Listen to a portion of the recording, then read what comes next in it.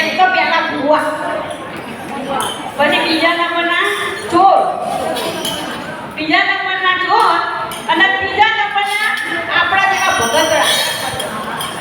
આપણા જેવા ભગત આ ત્રણ જણા રખડતા હોય રાતે એવા ખાતી. પછી ભુવા હતા ને તે ત્યાંથી વરગાર કાઢી નાખતા હશે. બરોબર. અને નરસિંહ મહેતા ભગતમાં જઈને આવતા હતા. તે નરસિંહ મહેતા છે ને એ પેલા ભુવાને મળ્યા. એ ભુવાને કહીને તમે ક્યાં જાઓ છો કે? તો ભુવા શું કે અમે ફલાણાના ઘેર ગયા હતા જંદ કાઢવા કે તમે આ જંદ મૂકવા જઈએ.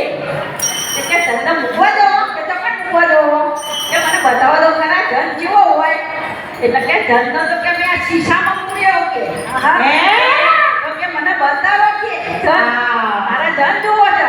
એટલે કે ઘોડા શીશામાંથી જંદ બહાર ના કઢાય કે બરોબર.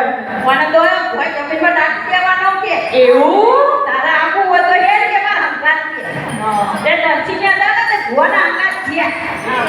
અને ભુવાને ને સંસારમાં જઈ ઊંડો ખાડો કરી બાટલા દાટી દીધો. બરોબર. પછી ભુવો તો તે ભુવાના ઘેર ગયો અને નરસિંહ મહેતાના ઘેર થયા. બરોબર. નરસિંહ મહેતા તો હું ગાઈ નહીં કે મારો પેલો બાટલો તો કાઢી જોવો જ પડશે કે બરાબર એ વગર હું કાઢશે નહીં. એ નરસિંહ મહેતા તો પાછા સંસારમાં આવ્યા, ખાડો ખોદી બાટલો બહાર કાઢ્યો.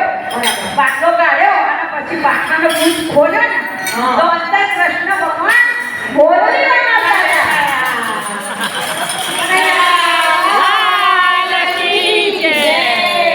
નરસિંહ મહેતા કે આ મારા બેટા પેલા ફુવારે એ તો કે છૂઠા છે.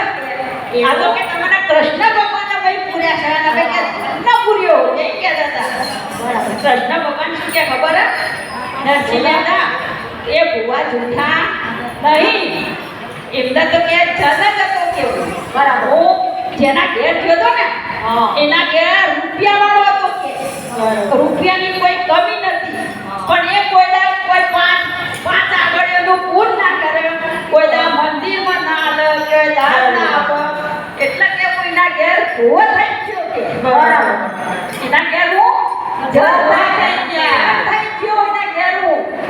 એટલે પછી કૃષ્ણ ભગવાન શું કહે છે મારી વાત સાંભળ. હરી ને દસમો ભા થયા તો તમે સીધા